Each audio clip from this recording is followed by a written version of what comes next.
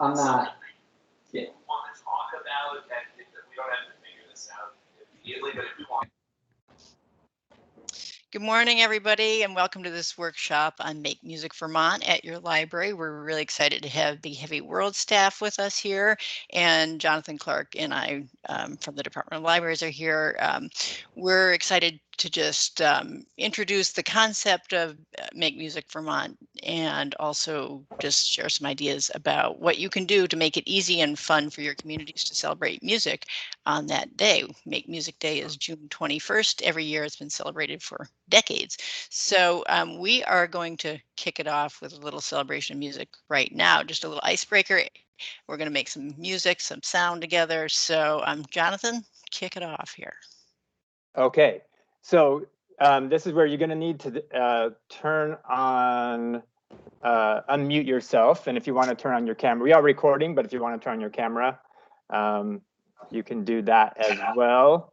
And we're going to, as Joy said, we want it to be, it's a joyous thing to make music and to make noise together. And we want to keep it, you know, we are not trying to write the perfect song or whatever, but we want to Although just that could happen. It could happen. That's the thing.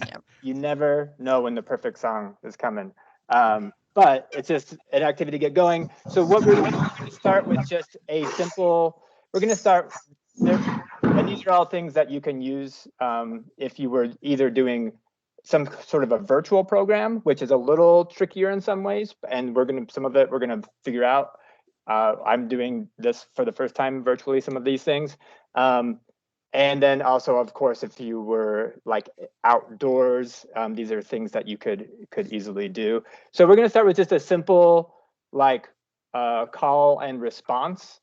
So basically, I'm just going to start with claps, and I'm going to try rhythm, and then have you repeat the rhythm, and we'll see how this works. So this is the first one.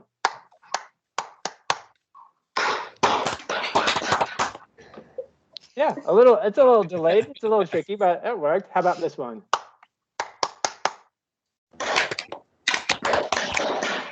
How about?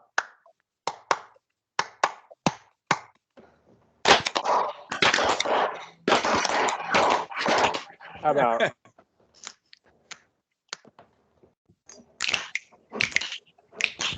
How about?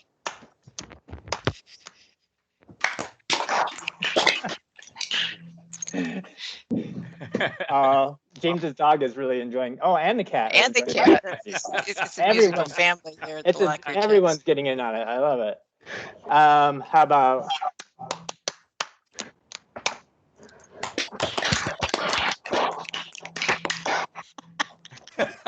Excellent, excellent. Okay, so awesome. Now we're gonna try. And one thing I've in doing some programs, especially with kids, but I think with anyone, is to keep the threshold really low in the way that you speak. If you're talking in music terms, I know there are musicians on this call, Joy and other but sometimes you just keep the terms really simple. So one thing is that you can do activities where you're using either volume or speed, and you can kind of adjust it. And then when you're doing it, you may want to have some sort of protocol for when you stop. So we're going to do some things where when we see the green shaker, you're going to go fast. And this is where you can clap if you have a shaker or another instrument, you can use it as well. So when you see this, we're going to go fast. And then maybe we'll even speed up more, and you can kind of follow me. And then when we see the red one, we're going to slow it down. And then when you hear this, then we're going to stop. So it's good to have just some really simple things like that you've laid out as to when to stop, begin, all those sorts of things that helps. And you could certainly just say, we're going to just go crazy for 10 minutes. That's fine too. So let's do this. We're going to go fast.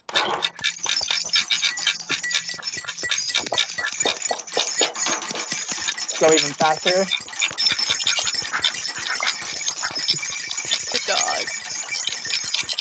Okay, slow it down. And we're not necessarily doing quiet yet, we're just doing fast and slow.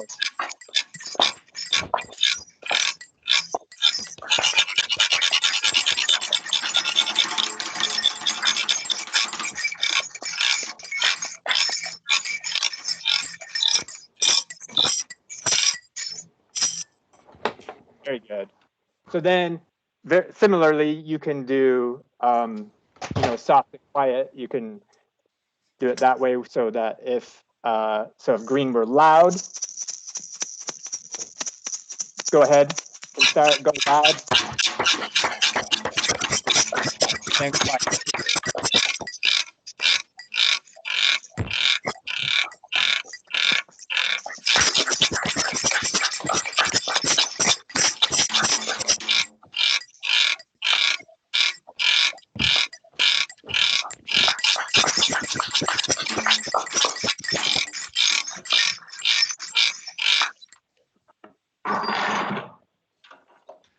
Excellent.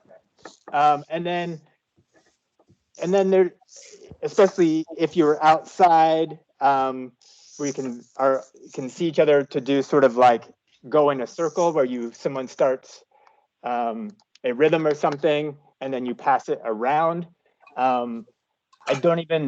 We could try something like that. I don't even know exactly how to do it because everyone's configuration is different, but we could try just sort of passing it from one person to the next, because why not?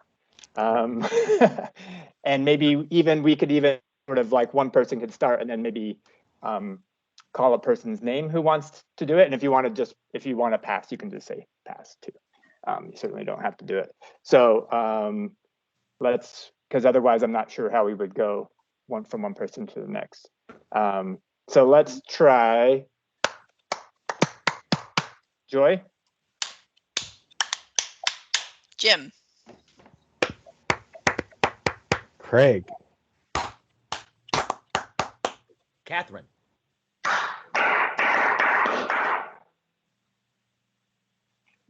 Oops. Cheryl.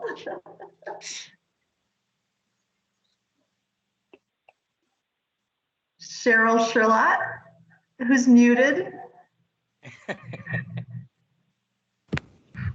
Oops, sorry, I had to step away. Oh, no worries. Some people are working. As any librarian is good at doing.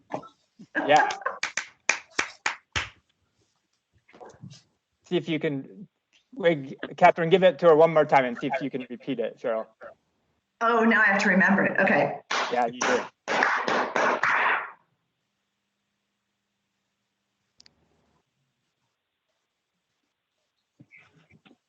I think Cheryl might be working How again. about Courtney? Yeah, there we go. Courtney's gonna pass. I got to do something at the moment. All right. Okay, then how about Denise? I can't really see the names on my screen. How about Joni. oh, sorry. Joni?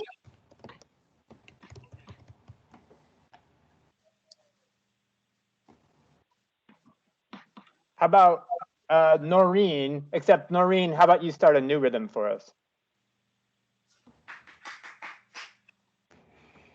And then pick someone to go.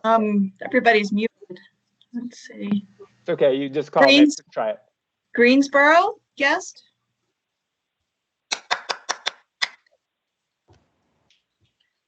How about Brent?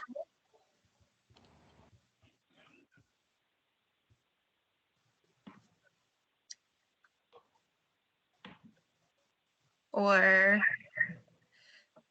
How about this? Anyone who wants to hop in and do it, repeat that. Go for it. We'll try it. Who hasn't gone yet? So how about we all do it, and then say some people said they don't have a mic, but Okay. what if we all do it once and then a nice loud segue to the next part of the workshop? Yeah. Now I forgot what it is too, though. I think it was on 1, Mississippi 2, hot tub. 3. Mississippi hot dog. I'm a Suzuki person. Oh, is that what it was?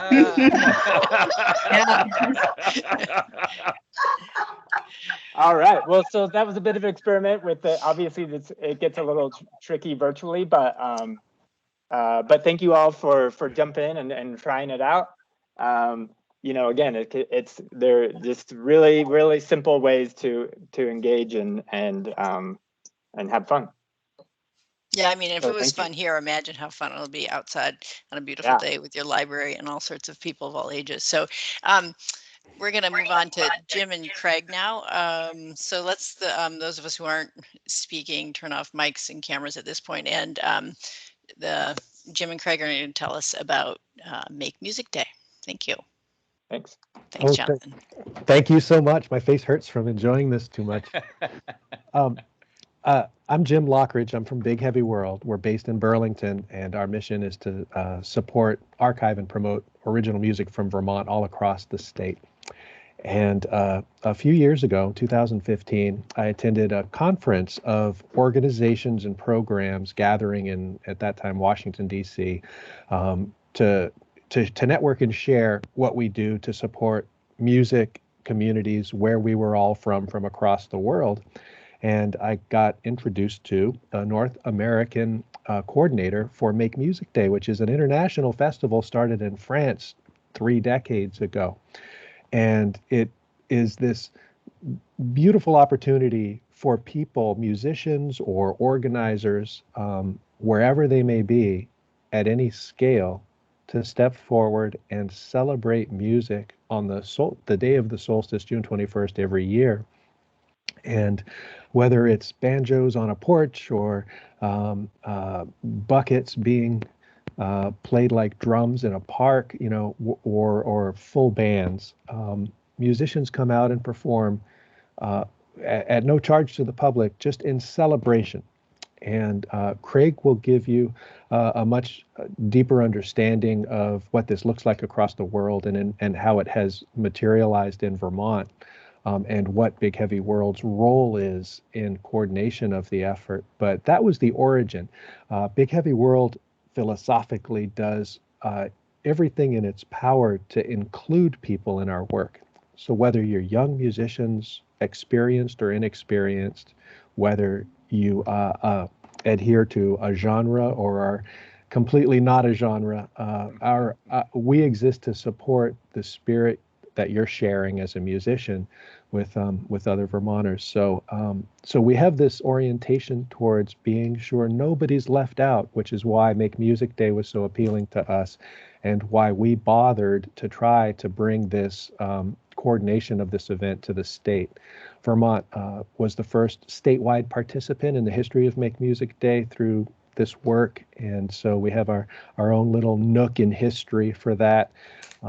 And from this point, I'll pass the conversation to Craig. Thank you, Jim.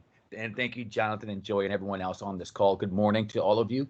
I am so excited about Make Music Vermont. I'm so excited about music in general and the fact that so many folks are here and excited about it, especially after that warm-up. And that will give you an idea of what can be possible, what can be done, and maybe what shouldn't be done sometimes as well. But no, it was incredible to just make sounds, and that's what this is all about. It's not about that you're the best musician in the world. It's not that you're the best singer in the world. You may not even be able to carry a tune, but on this day, everyone can sing, everyone can play a drum, and everyone can participate, and that's sort of the idea. Our goal with this, as far as Big Heavy World goes, is when Jim set this up with the worldwide chapter, is our little state is about the size, population-wise, of a relatively nice-sized city. So instead of just doing it in Burlington or in Winooski, we decided to engage the entire state. So the goal is to get as many places on that day to participate with us and with each other. There's going to be online presence through our website, which is the Big Heavy World site, but also there is a special page that's just for Make Music Vermont, and it will populate more as we go along. I will get you that artwork and give you the links later on in a separate email that will come from Joy probably. There's also a wonderful program called Jim and I, where people can go on to Gemini as people that just want to go see what's going on and go through the litany of all the stuff that's happening throughout the day on June 21st, all over the state, and decide what they're going to go to in person if they can, and then what they can watch virtually as well, or both, because you can't be in all places at all times. There's also another program that I'm investigating called Bramble, that is very similar to, it's like an online call of sorts, but more like a video game. And so what happens is people, they move their little character around this map that's going to look like Vermont.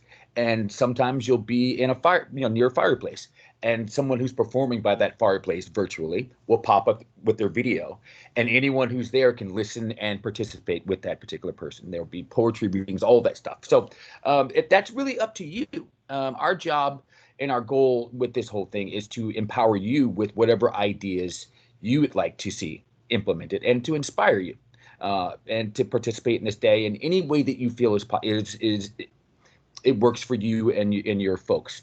Some ideas that I've gotten from the national this past weekend, I'm really jazzed about. One of them being Young Composers Contest. So these folks are going to get a topic, and that topic will be about Tulsa and Greenwood. And so we're making it current, and to write a song about what Greenwood was, or what a future Greenwood could be. What would happen if Greenwood was never blown up? Same thing with Central Park, and the same thing with other places. Other things could be people that are hanging outside of windows and playing their guitar from 1 till 2 p.m. That day. Leaf music is also another one, which I'll send you some links on, which I had never heard of. Who thought that people made music with leaves? Well, it's a thing. And so to be able to do a tutorial yourself, or have someone on your team learn how to do this, and then teach a class on how to make music with leaves, it's very cool. I'm trying to think of other things. Oh, there's ukuleles. There's ukulele situations where you can have a teacher come and teach folks songs on ukuleles. There's also flower pot music, where you can get mallets and have people play with flower pots, and it sounds really weird, but clay flower pots actually make a really cool sound. So the reality is that, again, everyone can make music. One thing that I did a few years ago for Jazz Fest here in Winooski was I made sure that music was a part of everything for the entire week. So if you went to a yoga class, there was a guitar player playing in the corner, or there was someone who was playing outside the window, playing a trumpet while people were doing yoga on the inside. So the ideas are limitless. My limitless idea for this year that I came up with is to have a barge that's going to start in Grand Isle. There'll be a jazz band that's pointed towards the shores of Vermont, and then it'll make its way all the way down to South Burlington. And who knows how long that's going to take. We haven't timed it out yet.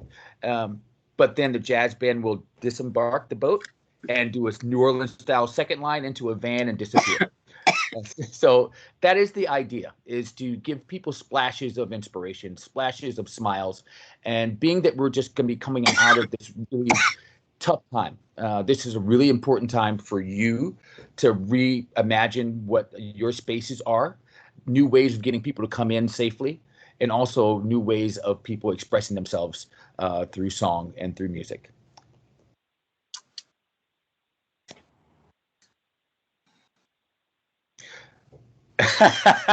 Great question. Why stop in South Burlington? Well, we'll see. I mean, it could be that we do go there. We haven't timed it out, like I said. So it may be that the second line goes to South Burlington, and then they drive away and pick up someplace else down the way. So not saying that's not going to happen. We haven't mapped it out yet. But thank you for that question, Catherine.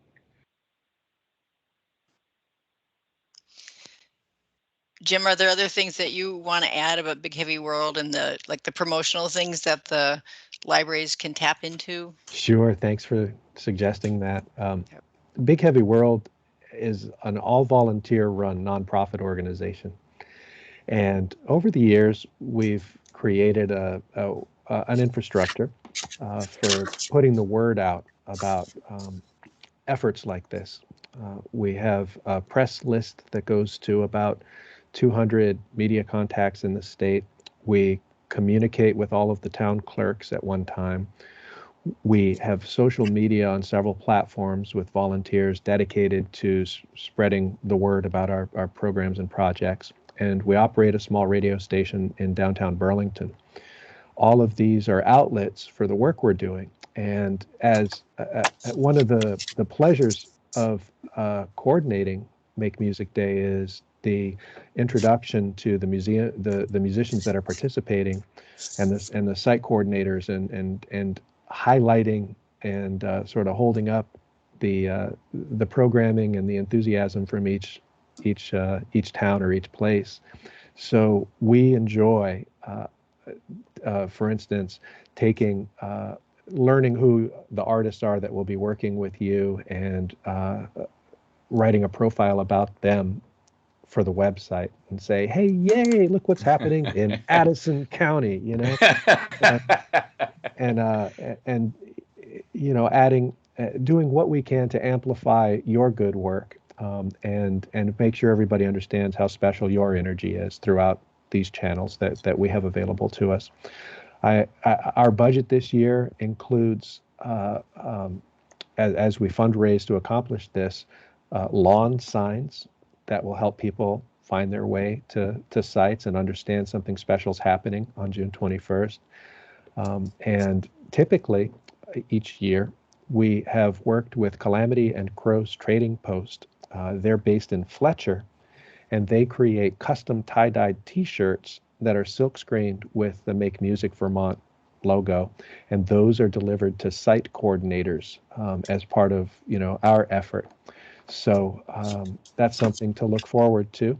And the sooner we know how many site coordinators there are, the sooner we can produce that many shirts and get them out to you. So I hope that starts to answer the question that we don't just try to make sure people understand there's something happening where you are. We try to lift your energy up and celebrate it, and maybe help it be contagious. So right. And if I may jump in, Jim, here, some of you are already doing music programs or music for kids, or music for an older set. So if you're already doing those things, maybe have all those things in that one day, just for the to promote what you're doing at your places, but also to think outside the box. Think of different ways of making music, and think of the leaves, and think of going to your local hardware store and asking for buckets and things to use as drumsticks. Maybe it's going and finding them out in the woods, and what can you use as a drumstick? What can make music? Or we do have a limited number of them that I can get from the National. So if you're looking to add to your cachet of stuff that you can share with folks and have them make music with, please do so. The other thing, there is going to be something called American Song, besides just the composer's situation, as well as also bedroom studios. So bedroom studios will be where people will spend 24 hours making a song, and then sharing it with the world online after the fact. And hopefully people all over the state of Vermont will be involved in that, as well as the Young Composers Contest, and then the American Song, which they'll give a theme for, and they'll have a total of like 5 or 6 hours to start the song and finish the song. Last year we had an incredible artist. His name is Finn Brown, and Finn, he went to one of the Black Lives Matter protests in Montpelier, and he met a 14-year-old young man who is of color. And then when he was given the theme, he went and found this young man in the morning, got his story, and then by 5 o'clock in the afternoon, he'd had a finished song that was unbelievable. It was hip hop. It was controversial with some Malcolm X samples in it, and it was very powerful. And so the idea of American Song could be whatever it is that you would like it to be. So again, think outside the box, have some fun with this, and maybe it's for your area, if people are participating in the bedroom studios, participating in young composers or the American Song, maybe you have a listening party at 5 o'clock or 6 o'clock that evening in your space, or outside. There's a speaker outside a window that people can listen to all these songs. So there's lots of different stuff, and we can deal with a lot of those questions during the question and answer period. But I hope that a lot of you are excited about being a part of Make Music Day, and hopefully this inspires you to want to think outside the box and have some fun with your folks. Love to see everybody on the map. Yes. So that reminds me of my next question for you, Jim. Can you explain to the librarians, if they decide to do a program on this day, how do they connect it to you? Do they email you and say, this is what we're doing and this is who we're having here, or what are the logistics for that? For the sake of having one-on-one sort of personal communication, feel welcome to email Craig. And yes. Craig will guide everybody into the software, the website where you would describe the site, describe the library, describe the programming, and appear on the map. You know, Craig and his crew of volunteers are all prepared to guide everybody into a formal registration. But it can start with just a, hey, howdy, I'm curious, and that kind of email will get things rolling. Mm-hmm. Yes, if you'd like to set up a one-on-one Zoom meeting with myself in the coming weeks, please feel welcome to do so. I'm open, I'm willing, and I'm very excited about this. So I want to talk about it all day, every day. So I encourage that. And I've had a few meetings with some folks who are around the state, and they're activated now based on our one-on-one. So feel free to reach out to Joy to get my information, or I'll make sure that in the email I send you with links and information about leaf music and drumsticks and all that stuff, I will send that in a separate email to Joy that she will then send out to all you folks. I mentioned that we're working towards having lawn signs available to sites. We are also able to give you our template for a press release, all the information in a very useful way that you could draw from to create your own exposure locally where you are, to get the information about the national and international festival joined with your local information out to your front porch forums, your city newsletters, that kind of thing. And a very talented artist has produced poster art that has a place at the bottom for customization of Make Music Day events. So Make Music Vermont has some very colorful, very beautiful artwork in a poster format that's available to everybody to, customize for yourselves and use locally if you care to. So there's a set of resources that you're welcome to bring into the conversation with Craig and the team if there's a chance they're useful to you locally. And I have a question too. So I posted the link to the Make Music Vermont Big Heavy World page, but it doesn't have everything updated to 2021. So is there a web page? Is there a place that has some of these resources aside from just reaching out? If you add VT to the end of the URL that was posted, Make Music VT, you'll end up at the site that is where all of this information will start to appear. And that's a conversation Craig and I had this morning. So this will be moving along steadily from this point. Make Music. Okay, so it's in the works. It's in the works, but yes, but the artwork is up there. Yes, Jim. A version, yes. A version, yes. Gotcha. It's just a placeholder. That exactly. Okay. So it's at least to get you inspired and excited about what's coming. Something that's real, something tangible. As I like to, my brain doesn't really work well unless I have something I could look at and say, okay, this is really happening. So hopefully that will inspire you to know that more is coming and that we're working really hard to make sure it's a really successful year for everyone. So there's a question in the chat. Since it's a Monday, does it tend to be an evening event? Well, in the history of this, no, it doesn't tend to be anything in particular, and it does fall on whatever day June 21st falls on. That's kind of the way it works, and it's very democratic that way. In Bennington, multi-generational parades have kind of gone through the grocery stores playing instruments. Downtown organizations have programmed music into the stores during the day. So I think that there's thematically opportunities for music to happen in different contexts throughout the day. And it's not typically an evening thing. I am inspired really quickly though by the Addison County folks. So maybe as the boat stops in South Burlington, we switch bands after the second line, and then it continues south. And maybe we get a band from the south that drives up, and then they make their way back home. So thank you for that idea, even though I don't think we're going to hear more from the Addison County representative later today. They've done some very cool things in Addison County with music and just getting through using it as a way to get through the last year. So we're going to talk just a little bit about a couple library specific things. First of all, as a former library director, I want to say that there are so many things about this that are perfect for library programming. Partly it's intergenerational, it's fun, you can even be considered educational if you want it to be. It doesn't have to be, but you could throw that part of it in there. And then the other thing that I was always looking for was just programs that come together easily where I didn't have to do all the work. And this is perfect for that. You can have a great social media presence without doing it all yourself. You don't have to reinvent the wheel. You get in touch with Craig and they've got that publicity. They have the press releases. You don't have to write your own press release.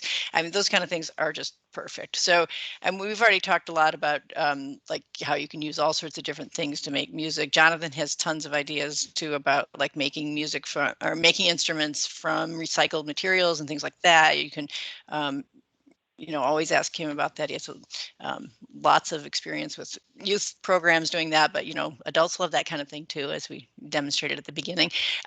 There's also library, you can have displays about music and in your windows if you're not open yet, or out on your in your libraries if people are coming in at that point. And there's also the whole component of the kind of do-it-yourself maker kind of thing that it really connects with libraries on this, because if you're making music instruments out of recycled things, promote that too. You probably have books in your libraries about maker spaces and things like that, or magazines. So get those into the mix too. And so you can just tie that into it and remind people that you can come to the library that day, have some great fun making music, and also take some stuff home with you, circulate your books that way. So many libraries have been doing grab and go kits this year really successfully. So this is something you could do with that. You can put the components of making instruments and have people pick them up, make them at home, maybe come back and play them together as a group outside. Jonathan's going to talk some about the safety issues around, programming. Things are starting to open up more, but it won't be normal yet by June 21st. So, we still need to think about socially distancing and stuff like that.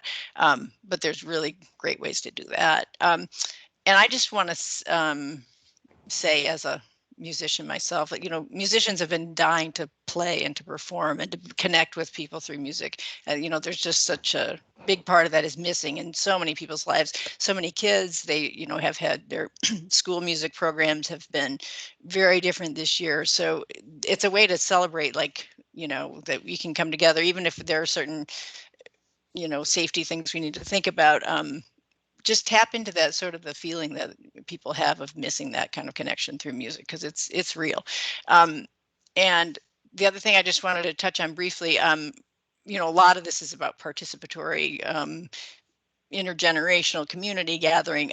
But if you do choose to host a group, then there are just a few things to think about with that. Just make sure that you have a space that will really work for the kind of group that you get. As a brass player, I've been hired to play in places before where they didn't realize how loud a brass quintet was, and then suddenly they're like, "I'm sorry, would you guys please not play?" So just think about that. Do you have enough space? Do you have a place for them to set up? If they need any equipment, are they going to bring their own equipment? And if so, do you have the right setup to plug things in if it's going to be outdoors? So that kind of thing. Just think about all those things ahead of time, so it's not confusing when you get there. And when they get there, if they have product that they want to sell, like if they have CDs or something, think about that. Is that going to be okay? Is your library okay with doing that? Which it probably is, because you've probably had authors come and you know, a lot of times at book readings, authors will sell their books, but just think about those things ahead of time and make sure that you've talked and communicated well with the musicians. And because I think, you know, there's a big warm fuzzy around this too, but we want to make sure that if you are engaging with professional musicians, that you're not exploiting them at all, you know, that you're honoring that their work and that is this is their professional work. And so just make sure you're communicating clearly about that. Jonathan, you want to talk some about the outdoor programming and any more about making instruments if you have more? Sure. Yeah, so there are so many sites, and I can certainly share some that, you know, all about DIY instruments and upcycling and all of that.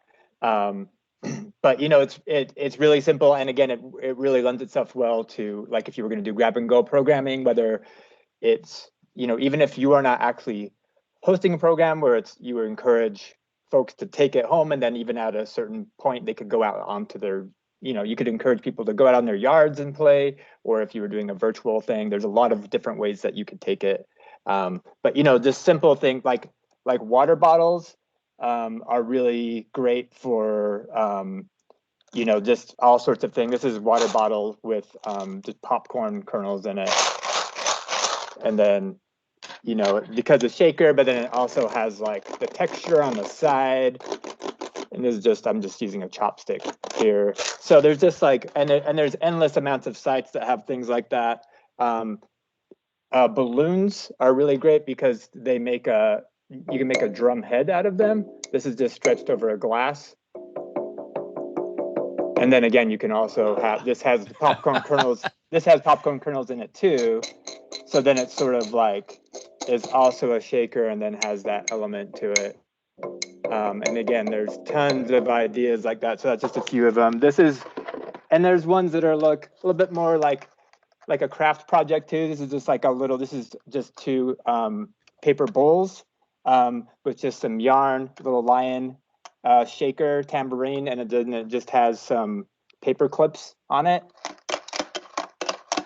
You know, really simple. And again, something you can make into like an art project as well. And any of these could be, you know, you could decorate them and make really cool things out of it. So that's the other part of it is, you know, you can make instruments, but you can also like make pieces of art basically again, tons of different ones. There's little harmonicas that you can just make like out of craft sticks and rubber bands. Again, there's a million of these sites, and again, I can share some that are out there of all sorts of cool things that you can do. You know, the classic like rubber band, because this is just stretched over an empty, you know, peanut container, but you can do a box or whatever, and it also, you know, could be a drum too. So you know, lots of ideas. Encourage people to be creative, use what is already there. So that's, I'm sure I have more stuff around here too, surrounded by all sorts of stuff. So there's just some ideas. I'm happy to talk to anyone if you want to talk through any more of that. And then as far as, again, outdoor programming, we have shared some links. I'm going to share, running a little short on time, so I'm not going to take time going through all of the outdoor guidance. But if you're going to host an in-person outdoor programming program, I'm going to post a link. I may have just put it in there, actually. Oh, I hope you. Oh, good. Is that the one? Yes. Sorry. Okay. That's the one. Thank you. Okay. Yes, that is the one. So that one is that's a great place to start in looking at it. You just really want to think, if you are going to do an outdoor programming prep program, you know, you really want to, before you even schedule it, you really want to think from all of the schematics of where the location, how many people are going to be there based on regulations, how you can socially distance, things like even as Joy was talking about, like brass instruments, like this is a time when, you know, you probably don't want like a lot of like spit flying everywhere or whatever.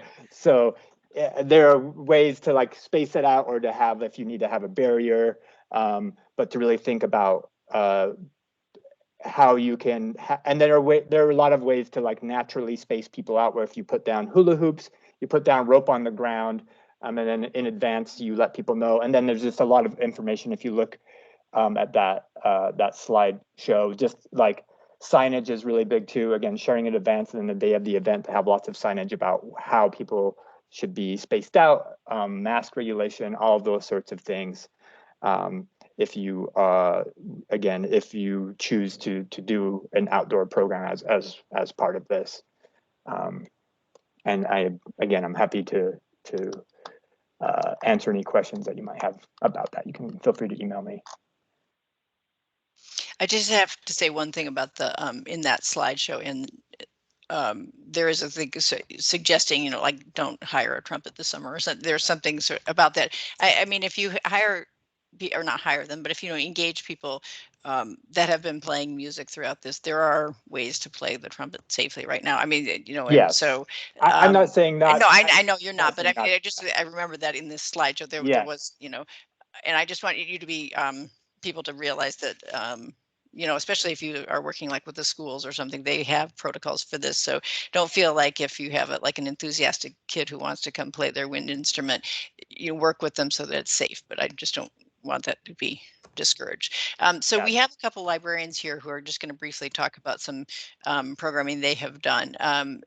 Catherine, or can you unmute Catherine Hayes and just talk a little bit about some of the stuff that's happened in Virgins? Thanks. Yeah. Hi, everybody. So last year when COVID hit, a group of community members, sort of very grassroots, started, as many people did around the world, I think inspired by the folks in Italy who would come out onto their balconies at some time at night in Rome and other major cities and just start either singing arias or clapping or making music in many ways, often to celebrate healthcare workers. And so some community members here did the same thing on the streets of Virgins and started coming out onto their front yards, onto their front porches, and started just making noise every night at 7 p.m.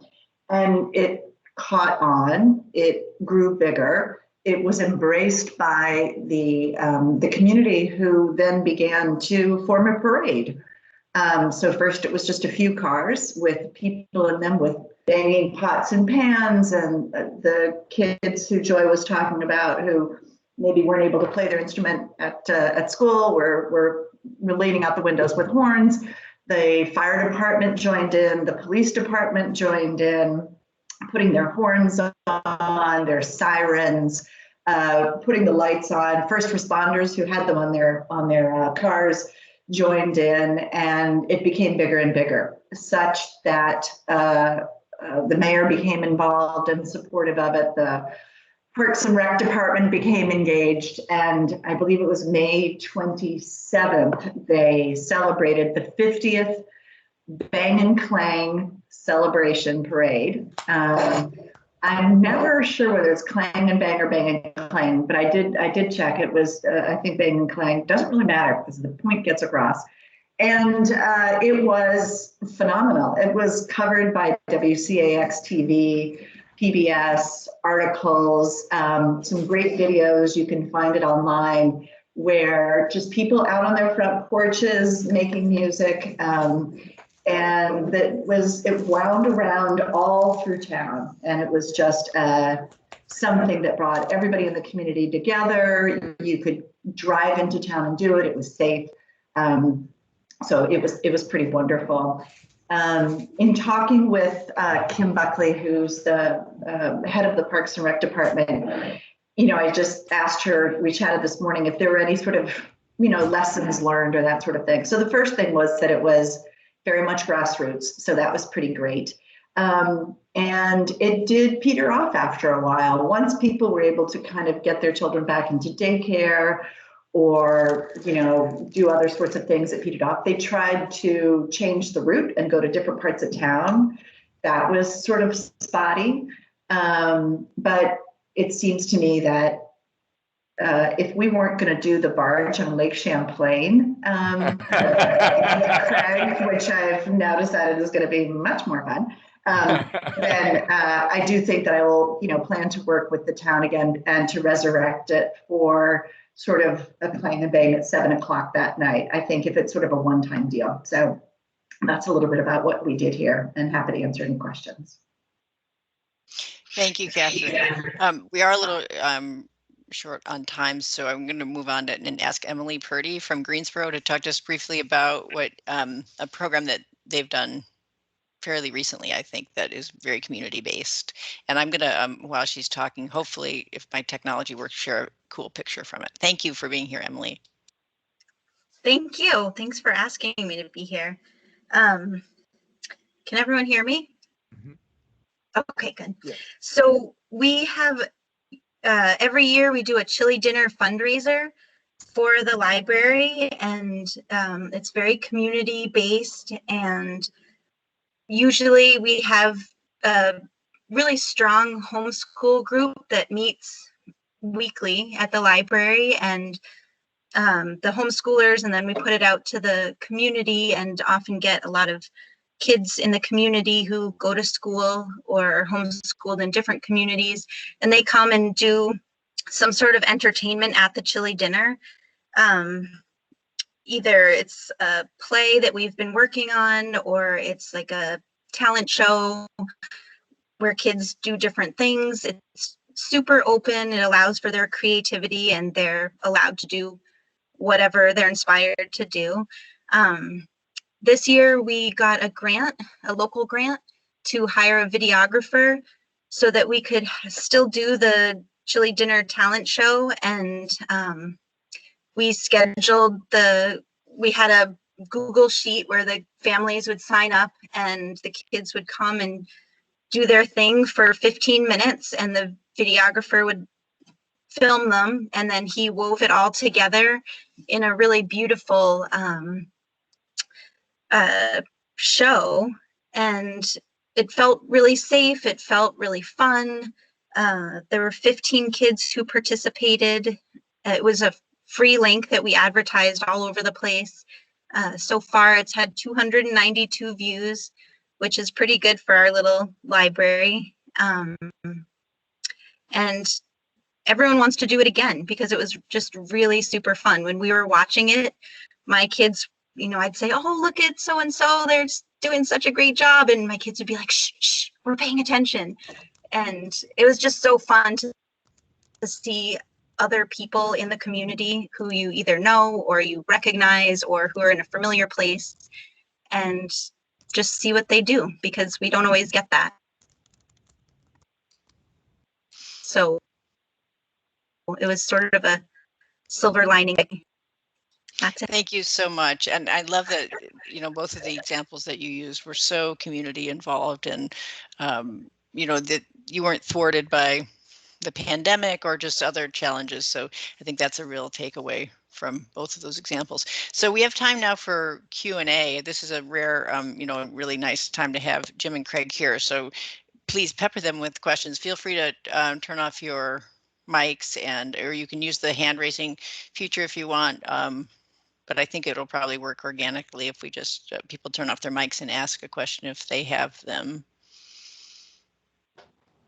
And you can write a question in the chat as well if you want. This is Catherine again. I know that there's been, there's just so many different examples, but anything in particular that you say kind of what works or what doesn't, or, maybe makes for more success? Clearly the community engagement is part of it, but like anything that gets people more jazzed, so to speak. I'll jump in that. I'll jump into that real quickly. The thing for me that I think is what's really inspiring to people is something that they're not expecting, where it's just the weirdest, wildest thing, and all of a sudden, I'll give you an example. So I would DJ at a club called Pearls in Burlington. I used to be a part owner as well. It was a gay club, but it was open to everyone. And I'd be DJing, and all of a sudden, I'd have a trumpet player that was waiting on the sidewalk outside. And then they would walk through the crowd and play their trumpet and go out the back door and disappear and never come back. And those types of things for Make Music Day, I think, are what's going to be important. We also did, and this is very different, but when we sold the building, it became Papa John's. And so we went in and we gave them $300 and said, anyone who comes in for the next hour, we're buying their pizza, but we're going to have a party. And so we did a makeshift party in Papa John's. We brought a disco ball with a flashlight and a boombox, and we all danced around. So just not saying that those are the things, but just anything that then inspires people to get out and lose themselves for a little bit. It's great.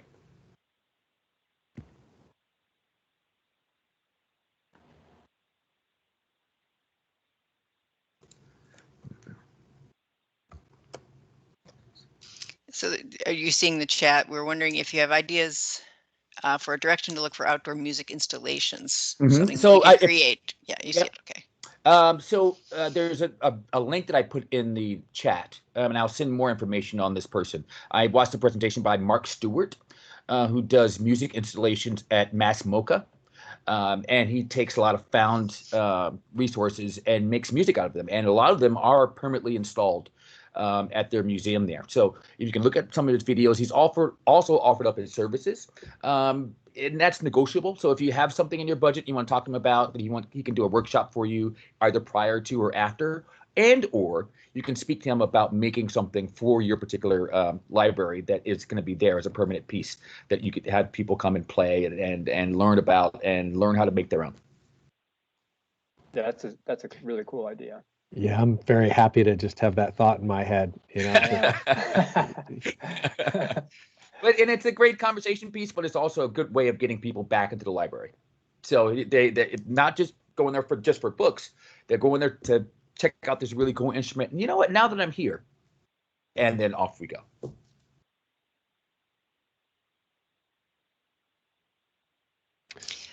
There was a person that did some summer reading programs for libraries a few years ago. And I meant to write down his name and I blanked on it, but maybe some of you remember. He's a Vermont person who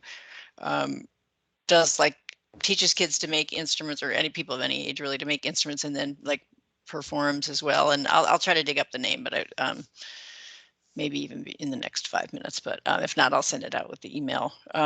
So if you were wanting somebody to come in and do a workshop, that he might be a possibility for that. Yeah, and you can have it in mind that you can have workshops, educational situations, instrument building situations leading up to Make Music Day that might help build, some momentum for the event itself, and be an excuse for the library to connect with people on that wavelength over a duration. Yeah. There was a question in the chat about says any suggestions on sound equipment that would help librarians project to outdoor socially distanced audiences. And I know that's something we have got a few times. I don't know there are obviously there are options for purchasing sound equipment. I don't know if either of you have ideas for that, especially if for those who may not have it, obviously can be very expensive to get sound equipment. I'll throw something up, and it's just one of what's probably a line of answers to the question. But at Big Heavy World, we call it a peanut. It's a PA system that the speakers are part of the shell of the case, and they fold onto the case, and you can pick it up and roll it like a suitcase. And it's the amplifier and the little soundboard and speakers, and all you have to know is how to plug wires into the back of the speakers. Is it the Fender? Well, I know Fender makes one like that I've seen. Yeah, it is. But I mention it, number one, because it's so simple to use. It's not expensive. It is, but because it's portable, it could go into the inventory of what the library lends to its community. So far beyond Make Music Day, an item like that could be useful to the community, going the distance. And then with adding on to that, one thing that the Flynn did last year as a way to sort of keep people excited about music and the arts, they had people playing in windows, and people would watch from across the street in the park or just walk by and be able to hear for a little bit. So placing speakers out a window, so it doesn't really have to be the best speaker in the world, but just having music and that's playing, it's good, and having your performer inside or outside. And don't forget about Front Porch Forum asking if somebody in your community owns something like this and wouldn't mind letting you use it for a day. So if you aren't able to buy one between now and June 21st, you might be able to borrow one. Noreen, you had your hand up. And I did post a link to that Fender. Again, we're not promoting that product in any way, but that is also one that I have used. So I did just share the link to Amazon for that product, but there are plenty of other ones as well. But yeah, I have found that is a great one for indoor and outdoor programming. It's really easy to use, and I mean, it's not super light. It definitely is it's heavy, but it definitely works really well. So something similar to that could be a really nice investment for the library. Hi, this is Noreen. Sorry, I don't know how to find the box for to write in the chat, but the performer who comes and writes songs is John Gilmore. He does workshops to help children write songs, and then he also. Yeah, thank you. So thank you for sharing that. We can put a link to John Gilmore in the chat, and I added the one. It was Dennis Waring, I think is how you pronounce his name, that did some programs a few years ago. I mean, he probably does them every year, but and he's based in Guilford, so he does a lot with creating instruments and that sort of thing.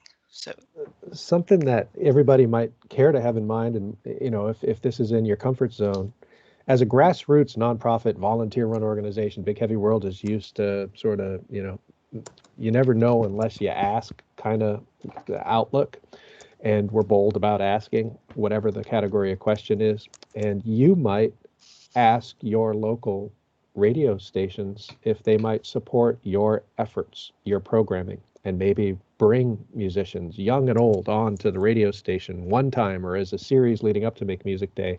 And every one of those opportunities would be a chance for the library to be, right in front of its community, while helping a radio station bring some novel programming to its audience.